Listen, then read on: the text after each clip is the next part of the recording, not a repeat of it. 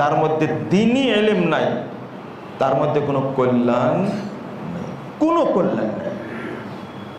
মান ইউরিদুল্লাহু বিহি খায়রা ইউফাক্কিহু ফিদ-দ্বীন। আল্লাহ যার কল্যাণ চান তাকে দ্বীনের জ্ঞান দান করেন।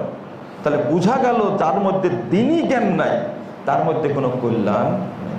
ও নিজেরই কোনো উপকার করতে পারবে না, পরিবার, সন্তান, সমাজের, দেশের, অন্যের উপকার করার চেয়ে নিজেরই উপকার করতে পারবে না সে।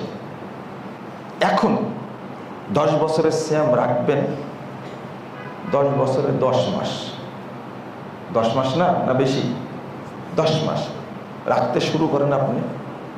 আপনি যে মনে করবেন যেটা ফিদিয়ে দিয়ে পার পেয়ে যাব, না, আপনার ফিদিয়া চলবে না। আপনি তো সুস্থ মানুষ, বয়স 50, এখন বয়স 50, আপনার ফিদিয়া গ্রহণযোগ্য হবে না। আগে সিয়াম 10 বছরের করতে হবে, তারপরে আল্লাহকে বলতে হবে আল্লাহ আমি মাফ চাই, আমি সিয়াম পালন করি না। এখান থেকে বাঁচার কোনো সুযোগ নাই, আপনাকে সিয়াম রাখতেই হবে, আপনি সক্ষম।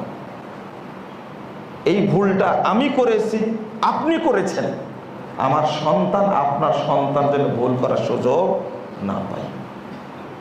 আমার সন্তানরা, আপনার সন্তানরা ভালো না হওয়ার পিছনে এটা একটা কারণ। কুন্না নুসাব্বিবু সিবিয়ানানা, আমরা সন্তানদেরকে সিয়াম রাখাতাম। রমাজান, এটা সাহাবীরা ইচ্ছা করতেন রমাজানের বরকত থেকে যেন আমার সন্তানরা বিরত না হয়।